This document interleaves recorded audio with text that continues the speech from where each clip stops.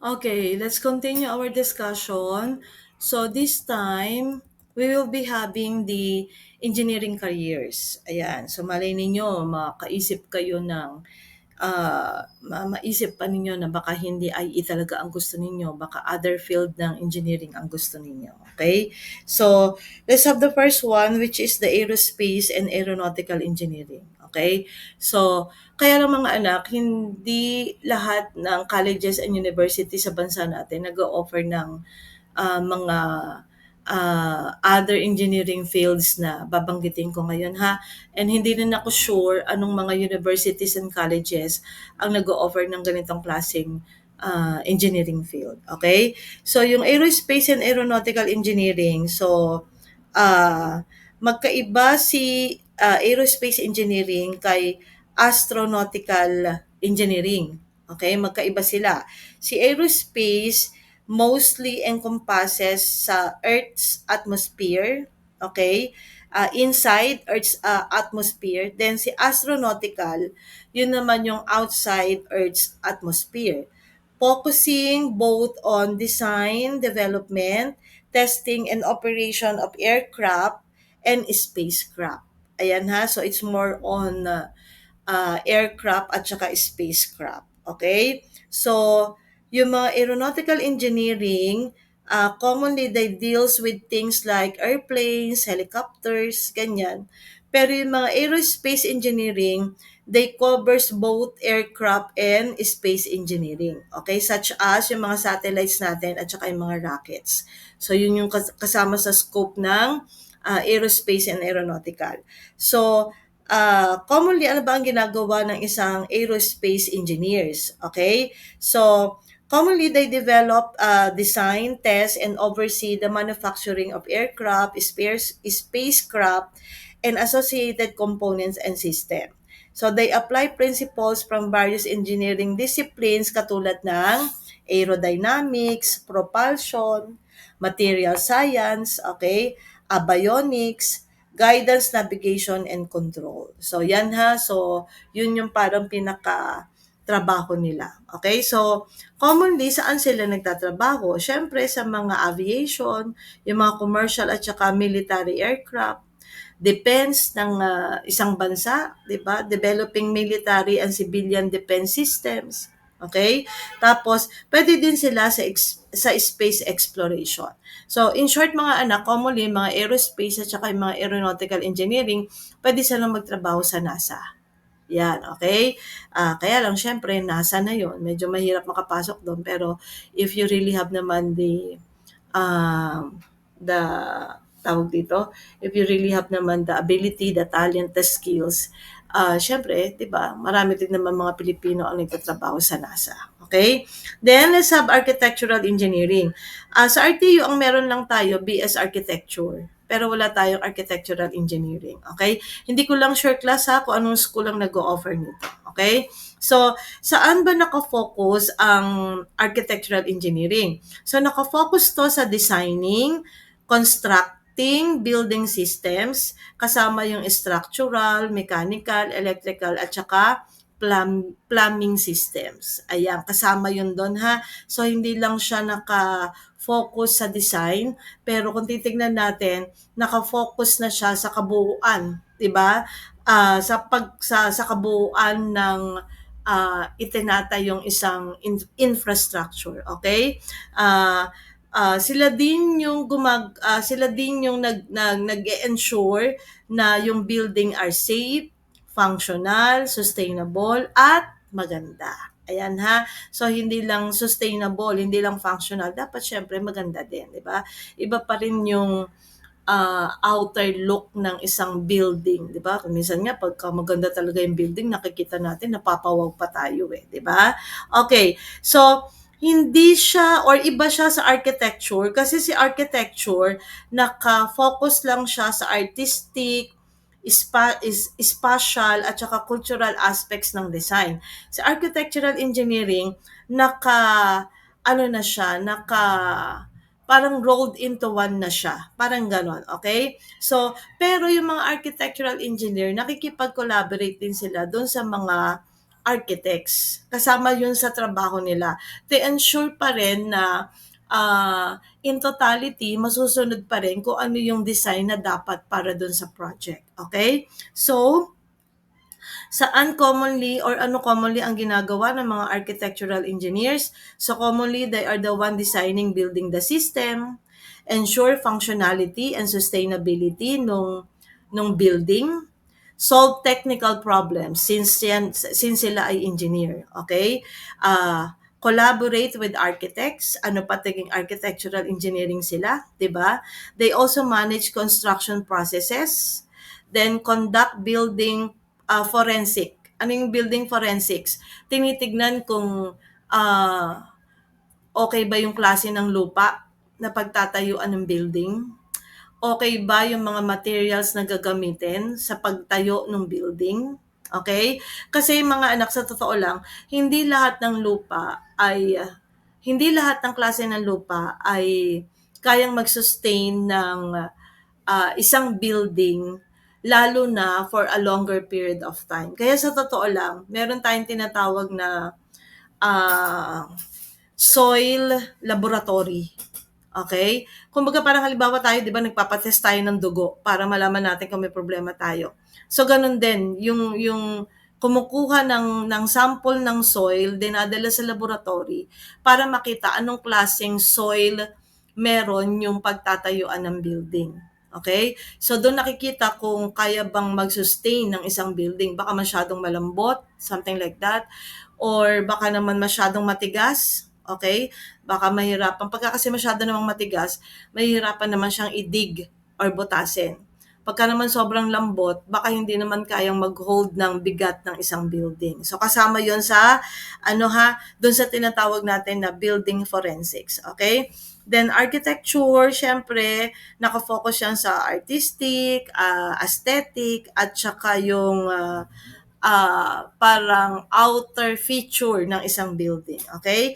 Then also, kasama din sa trabaho nila yung pag-observe ng engineering discipline, lalo na yung mga nasa engineering field. Ayan ha, to ensure na yung kanilang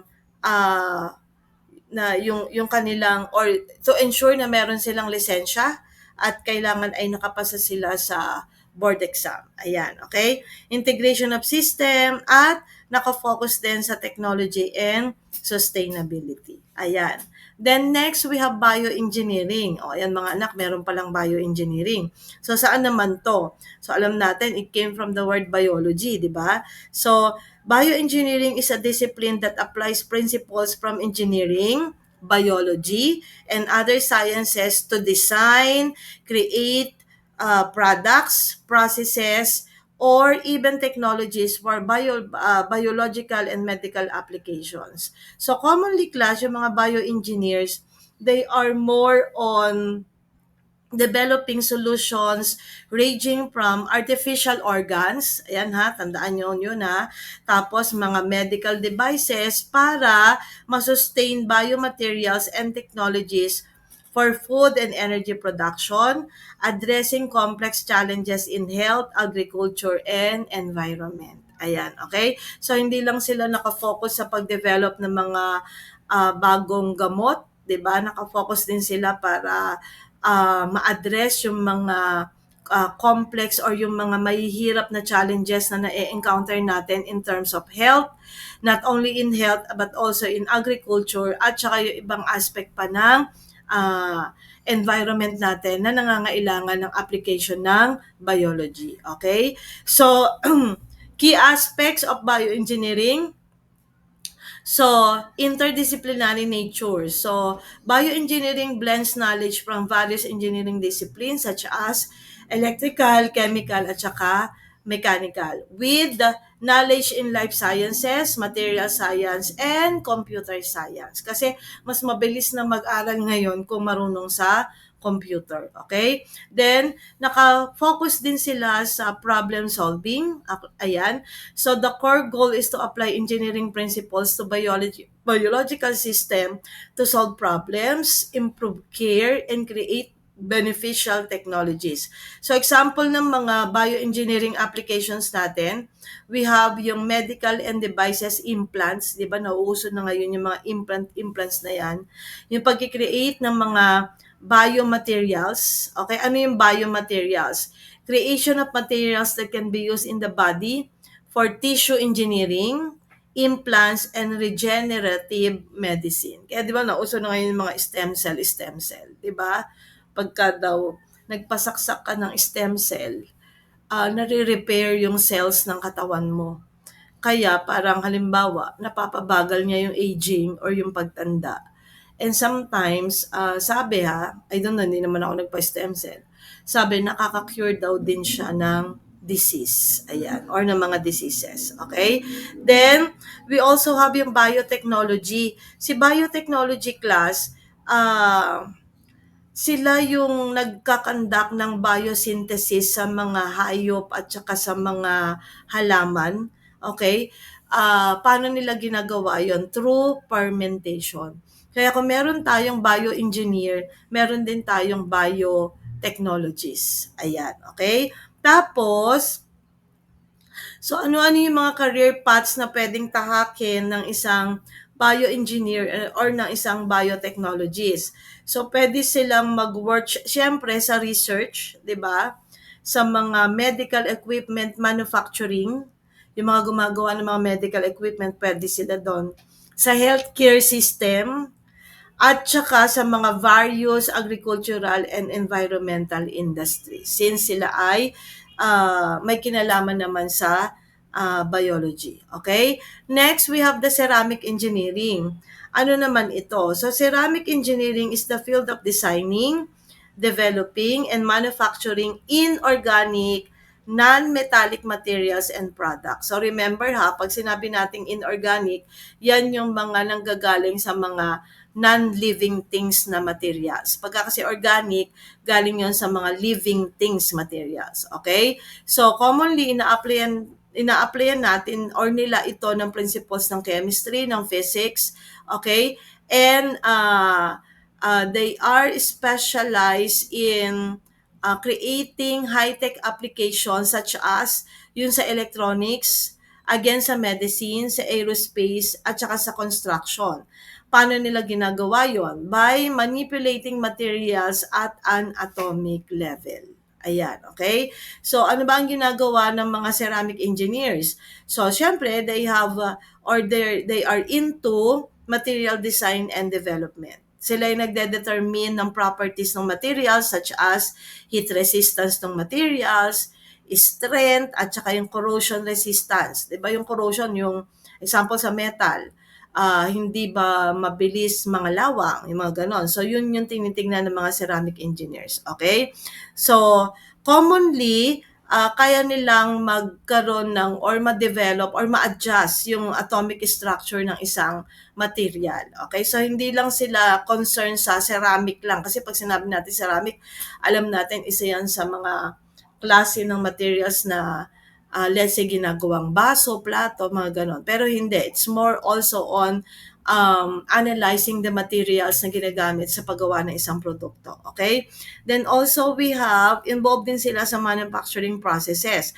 Sa manufacturing processes, parang they are into developing and optimizing processes para ma-convert yung raw ceramic materials into other usable forms. Okay? Using high temperature techniques at saka precipitation reactions. Kaya medyo mahirap din kapag parang chemical engineer ka na din kapag ikaw ay isang ceramic engineer. Okay? So, pwede din sila sa research and innovation. Ayan Tapos sa quality control. Ayan, pwede sila. Sa quality control, sila yung nagko-control sa electronics. Halimbawa, sila yung nag-i-inspect sa mga microprocessors, sa mga semiconductors, at saka sa mga optical fibers na ginagamit sa electronics. Sa medicine naman, ayan, sila yung mga ginagamit, yung bioceramic yung ginagamit sa mga dental implants,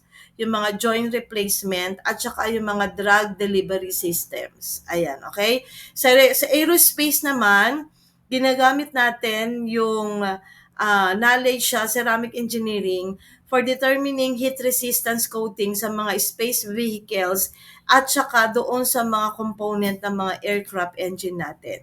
Then sa construction naman, okay, as in terms of quality control, tinitignan nila kung gaano katibay yung mga highway at saka mga bridges na itinatayo. Kasi 'di ba alam naman natin, example, kung tulay yan, mag-hold yan ng certain amount of weight.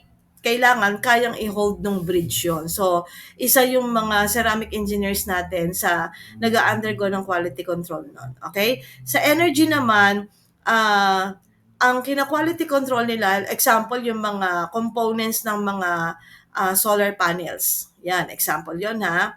Then sa military naman, ang kinu-QC naman nila or kinu-QA naman nila is yung component ng mga high-speed missiles natin at saka yung mga protective armor na ginagamit ng mga military officers. Ayan, okay? Next, textile engineering. Di ba pag sinabi nating textile, it has something to do with fabric. Di ba? So, textile engineering is the field that involves the technology, processes, and production of converting fibers into yarn and then into fabric. Okay? So, parang di pa parang nakikita natin yung mga naghahabi ng tela. 'Di ba? So, meron pa palang deeper study about textile. So, ginagawa 'yun ng mga ng mga textile engineer. Okay? So, ano ang ginagawa ng mga textile engineers? So, design processes. Okay? They create and optimize the method used to transform raw fibers into finished yarns, fabrics, and other textile products. So, parang sila yung umiisip ng paraan para mas lalo pang mapabilis or mapaganda yung mga production ng yarns at saka ng mga fabrics or ng other textile products. Okay? Then also, they can works with equipment. Ayan, lalo na yung mga operator ng mga machines in terms of production of yarns and fabrics. Okay? Then they also help in developing new products since ang concern na nga nila is more on textiles. Okay? Then also they focus on sustainability. Paano yon? Paano natin i-apply yung greener and more circular textile processes and materials to reduce environmental impact. Okay? So, dapat nakafocus din sila not only in the production of yarns and textile, but also dapat nakafocus din sila na medyo hindi makakasira sa environment yung pagmamanufacture ng mga yarn and textiles. Ano ibig sabihin nun?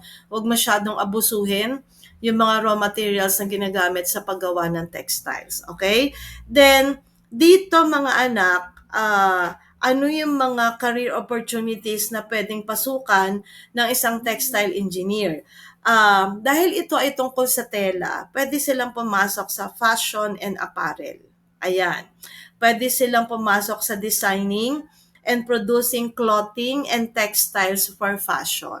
Ayan, okay? So kung medyo mahilig ka sa mga fashion and designing, ayan, pwede kang maging textile engineer. Ayan, okay? Tapos, pwede din sila sa technical textiles. Okay? Ano naman ito? Pag sinabi nating textiles, pwede ito sa medical, automotive, at saka sa aerospace applications. Sa medical, example, yung monitoring ng mga patient. Okay? So, ang tawag natin doon ay textiles. Okay? Then, sa automotive, halimbawa, yung pag-i-inspect ng interior ng sasakyan. Pwede sila doon. Then, sa aerospace naman, yung paggamit ng mga fiber-reinforced plastics.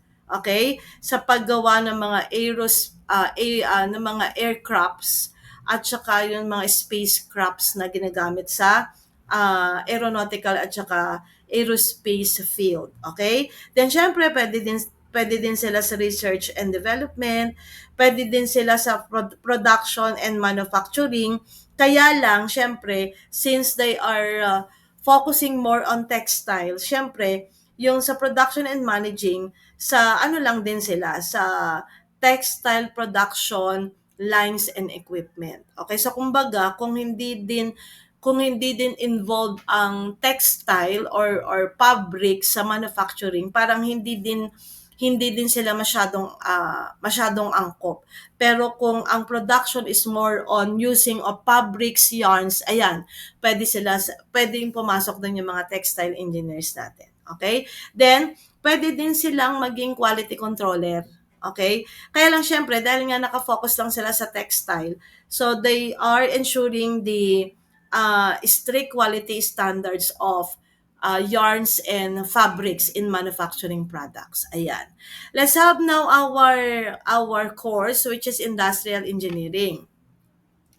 So industrial engineering is a career focused on improving complex processes.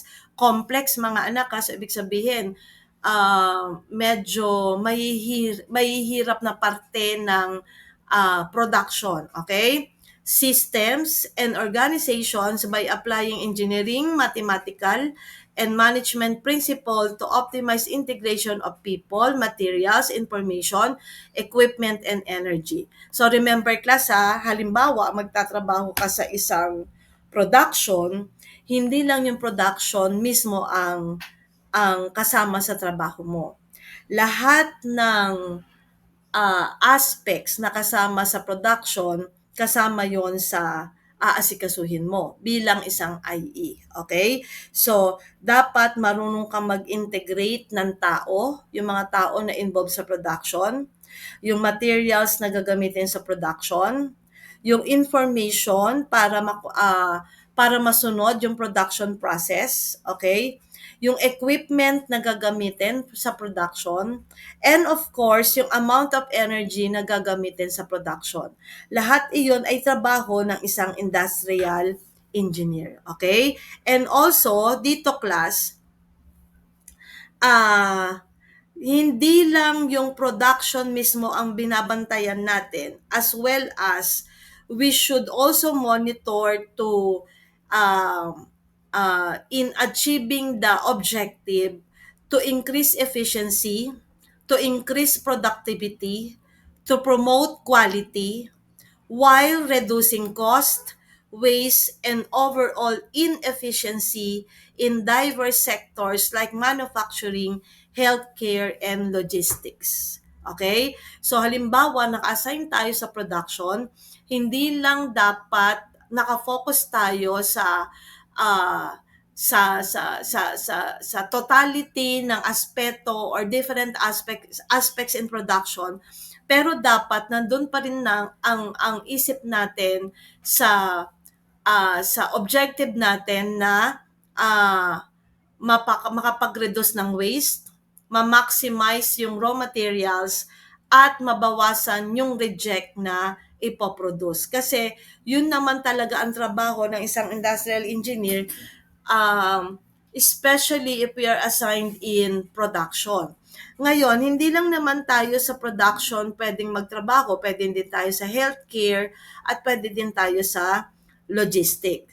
Kaya lang mga anak, ang trabaho natin, kasama dito ang analyzing system. We should also develop innovative solutions. We should know how to implement new strategies. And also, we should know how to use data to make informed decisions, making them vital and problem solvers for continuous improvement.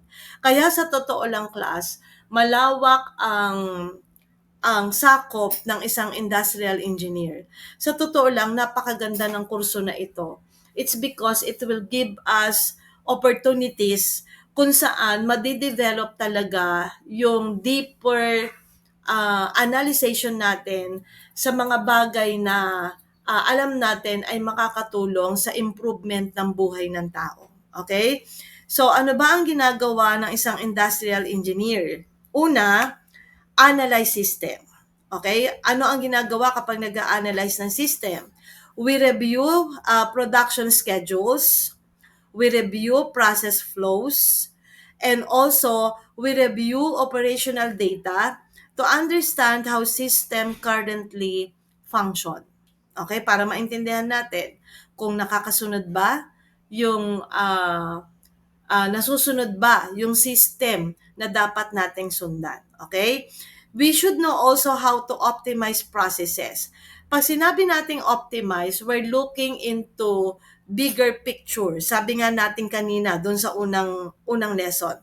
So we design and develop methods to maximize the efficiency of manufacturing, maximize service delivery, and maximize supply chain logistics. So remember ha, um, kasama sa trabaho natin, lalo na kung tayo ay nasa production, is i-monitor yung supply ng yung supply ng company natin. Kaya doon papasok sa supply chain. Kasi remember, kung walang magsusupply ng raw materials, definitely hindi tatakbo ang production. Kaya isa yun sa trabaho ng IE. We should know how to optimize yung supply chain na ginagamit ng kumpanya natin. Then also, isa sa trabaho natin is improving efficiency and quality. Okay? So, ang primary goal nito is to streamline operations, ibig sabihin mas mapadali, okay? Eliminate waste, and to ensure products and services meet quality standards. Remember ha, yan ang ipinakilala sa atin ng mga proponents ng course natin, katulad nila Taylor, nila Ford, 'di ba?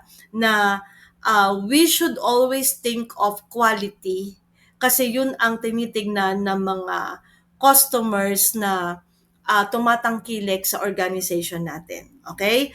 Develop management systems.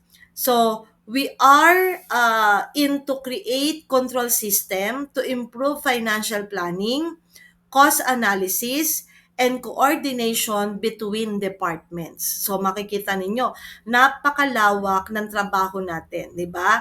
Trabaho natin ang financial planning, trabaho natin ang cost analysis, at kasama sa trabaho natin yung proper coordination between departments sa loob ng isang organization. Ano pa yung ibang trabaho natin? We should know how to implement solutions. Ayan, okay?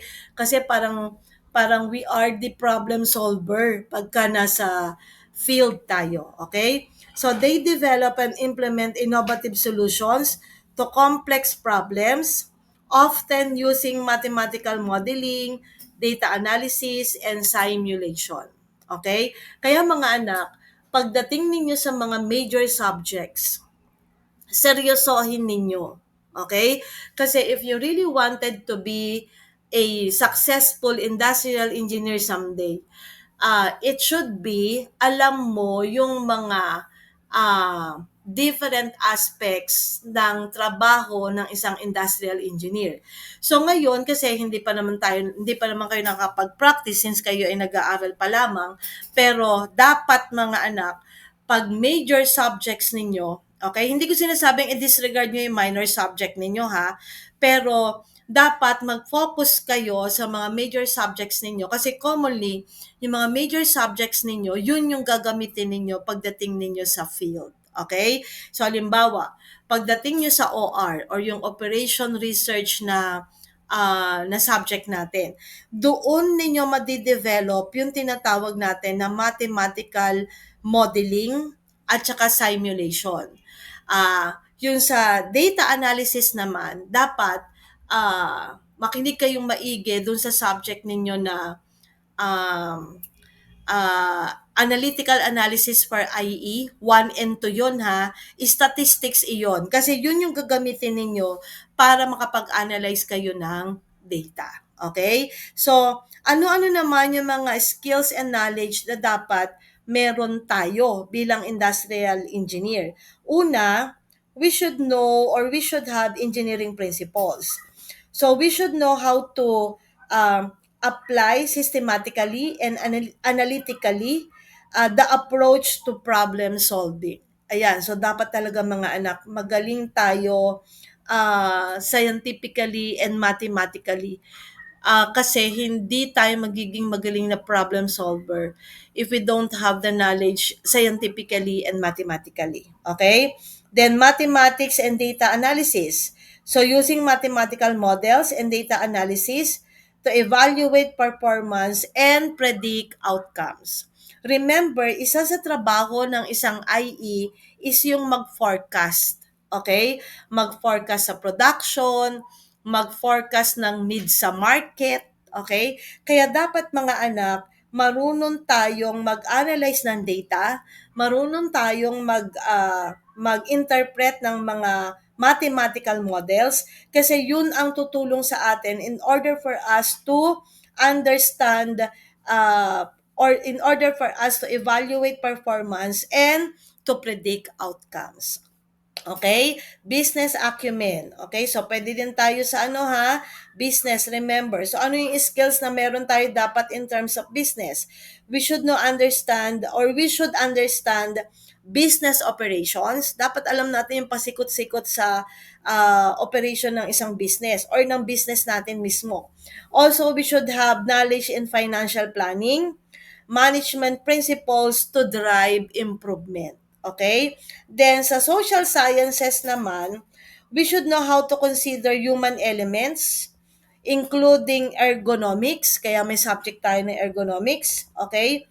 Human-machine interaction, so paano ba mag-interact si human sa machine? At the same time, paano sasagot si machine in such a way na makikipag-interact din siya sa human. Okay? Even though si machine, nakadepende din lang naman niya kung paano siya gagamitin ng tao. 'Di ba? Pero bilang industrial engineer, dapat alam natin kung paano nagre-response yung machine sa operation ng tao kasi definitely si machine ang ginagamit natin lalong-lalo na if we are talking of production. Okay? Then, we also have uh, yung other aspects ng production. Now, bakit natin kailangan masiguro to? Para makasiguro tayong mga anak na meron tayong harmonious operation of systems para walang problema. 'Di ba? Para halimbawa sa production, maiiwasan yung delay. Kasi alam naman natin, pag nagkaroon ng delay sa production, parang domino effect yan eh. Okay? Maaapektuhan na niyan lahat yung aspeto ng paglalabas ng produkto. So, halimbawa, na-delay yung production, definitely, madidelay yung production or yung paglabas ng final product. Pag na-delay yung paglabas ng final product, madidelay yan sa paglabas sa market. 'Di ba? Alam naman natin na pag naunahan tayo ng mga competitors natin sa paglabas ng same product sa market, talo na agad tayo doon. Okay? So, yun yung mga bagay na kailangan nating i-monitor. Okay? So, ano yung mga career opportunities na pwede nating gamitin? Unang-una, katulad ng sinabi ko kanina, pwede tayo sa manufacturing and production. And commonly, mga anak, base sa experience ko, commonly, yung mga IEs, okay, yung mga industrial engineer, nasa manufacturing field talaga tayo or nasa production talaga tayo. Kasi talaga yung nature ng trabaho natin, yung field of specialization natin is commonly nasa manufacturing or nasa production. Kaya if I were you, yun ang i-target nyo. Okay? Pasok kayo sa mga manufacturing industries, then involve niyo yung sarili niyo. Pag nandun na kayo, involve niyo yung sarili niyo sa production. Pwede din naman sa quality. Okay, sa quality control department or sa quality assurance department. Okay, mas maganda yun mga anak. Pero pwede din tayo sa healthcare, pwede din tayo sa aerospace, pwede tayo sa HR, sa human resource. Kaya may subject tayo na may elective kayo na human resource and development. Meron kayong ganon, okay? Then, logistic at saka supply chain management. Ayan, trabaho talaga natin yan. Then, we also have consulting and operation research. Isa rin yan, class. Kaya lang, pagka yan ang, ang pinasok ninyo, dapat talaga maalam kayo sa operation research. Okay? Pag hindi, at medyo iba yung specialization nyo, okay? Maybe dun na lang kayo sa specialization nyo. Okay? And pwede din tayo sa banking and retail. Remember, pwede tayo sa sales. Pwede tayo sa finance. Kaya parang sabi nga nila, di ba, ang mga industrial engineer daw, we are jack of all trades. 'Di ba? Kasi pwede tayo kahit saan. Yun nga lang, mas ina-advise ko mga anak na ah mas humanap kayo sa manufacturing or sa production kasi sa totoo lang doon ninyo mas magagamit lahat ng pinag-aralan ninyo sa ah, sa academe. Okay? Doon ninyo lahat maia-apply. Example, doon nyo maia-apply si ergonomics, facility planning, quality management system, doon talaga lahat mga anak. Even though, pwede naman din tayo sa ibang field. Okay? So, that's conclude our discussion for lesson 2 in our subject. So, prepare for your prelim exam next meeting. Thank you so much. Just wait for the announcement on Google Classroom. Thank you.